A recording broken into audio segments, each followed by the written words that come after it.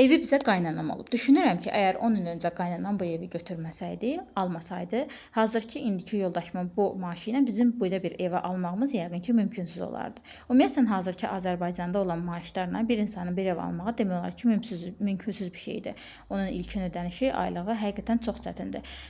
Bu evdə ipotekadır. İpoteka ilə alınıb, amma artıq az qalıb, üzüb quyruğuna gəlmişik. Və düşünürəm ki, əgər bu dəqiqə biz kirayədə qalsaydıq, həmin o pulu normal görürsüz ki, şəhərdə qalanda 450, 350 kirayə verilir. Həmin o pulu indi biz ipotekaya veririk. Düz ondan biraz çoxdur, amma o pulu verib artıq insan ipoteka ilə alanda yenə də bilirsən ki, müəyyən bir müddətdən sonra bu ev sənin olacaq, amma kirayədə qalanda hər ay o pul sanki bildiyiniz uçur havaya. Ona görə də Allah hər kəsə öz evini alıb, öz evində yaşamağı nəsib eləsin inşallah. Evin işini qutarandan sonra qreçka bişirdim, amma son halını çəkə bilmədim, unutdum onu və evin işini bitirəndən sonra isə gördüm ki, təzə seriallarda bir maraq yoxdur. Ona görə də qayıtdım köhnə seriallarımı təkrar izləməyə. Yəqin ki, siz də baxmısınız Hercaiyə. Belə, vloq bu qədər, hələlik.